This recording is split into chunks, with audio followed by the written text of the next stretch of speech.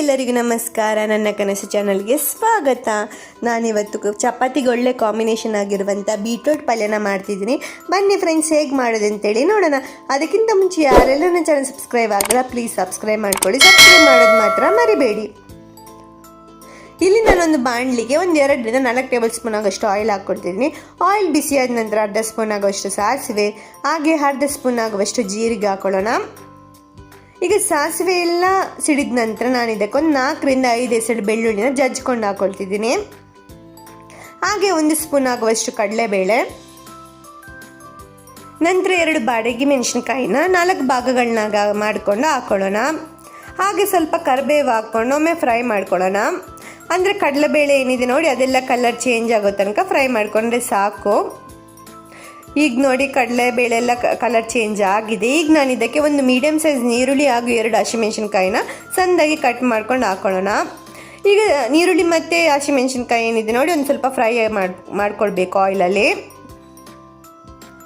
ಈಗ ನೋಡಿ ಫ್ರೈ ಆಗಿದೆ. ಈಗ ನಾನು ಇದಕ್ಕೆ ಬೀಟ್ರೂಟ್ನ ಆ್ಯಡ್ ಮಾಡ್ಕೊಳ್ತಿದ್ದೀನಿ. ಬೀಟ್ರೂಟ್ನ ನಾನು ತುರಿದುಕೊಂಡು ಹಾಕ್ಕೊಳ್ತಿದ್ದೀನಿ. ನಿಮ್ಗೆ ಏನಾದರೂ ಬೇಕಾದರೆ ಸಣ್ಣದಾಗಿ ಕಟ್ ಮಾಡಿಕೊಂಡು ಹಾಕ್ಕೊಳ್ಬೋದು. ಹಾಗೆ ರುಚಿಗೆ ತಕ್ಕಷ್ಟು ಉಪ್ಪು ಹಾಕ್ಕೊಳ್ಳೋಣ. ಈಗ ಉಪ್ಪೆಲ್ಲ ಹಾಕಿದ ನಂತರ ಒಮ್ಮೆ ಬೀಟ್ರೂಟ್ನ ಚೆನ್ನಾಗಿ ಮಿಕ್ಸ್ ಮಾಡಿಕೊಂಡು ಒಂದು ಲೋ ಫ್ಲೇಮಲ್ಲಿ ಒಂದು 5 ನಿಮಿಷಗಳ ಕಾಲ, ಅಂದರೆ ಬೀಟ್ರೂಟ್ ಅರ್ಧ ಬೇಯೋ ತನಕ ಬಿಡಬೇಕು ನಾವು. ಬೀಟ್ರೂಟ್ ಎಲ್ಲ ಒಂದು 5 ನಿಮಿಷಗಳ ಕಾಲ ಫ್ರೈ ಆಗಬೇಕು.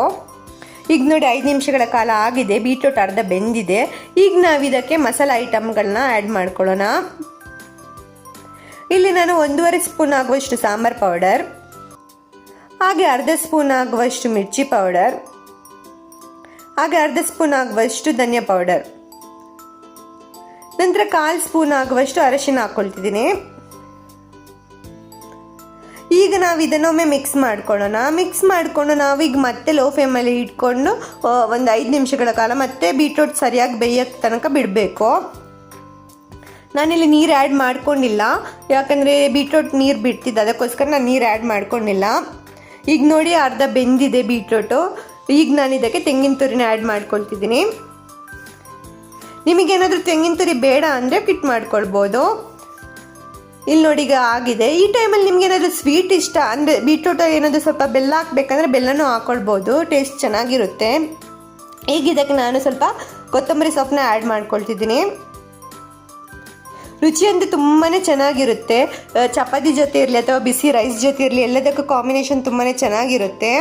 ಟ್ರೈ ಮಾಡಿ, ಹೇಗಿದೆ ಅಂದ್ಬಿಟ್ಟು ಕಮೆಂಟ್ ಮಾಡಿ. ನನ್ನ ಈ ವಿಡಿಯೋ ಇಷ್ಟ ಆದರೆ ಪ್ಲೀಸ್ ಲೈಕ್ ಮಾಡಿ, ಶೇರ್ ಮಾಡಿ, ಕಮೆಂಟ್ ಮಾಡಿ, ಸಬ್ಸ್ಕ್ರೈಬ್ ಮಾಡೋದು ಮಾತ್ರ ಮರಿಬೇಡಿ. ಹೀಗೆ ಹೊಸ ರೆಸಿಪಿಯೊಂದಿಗೆ ಮುಂದಿನ ವಿಡಿಯೋದಲ್ಲಿ ಸಿಗೋಣ. ಧನ್ಯವಾದಗಳು.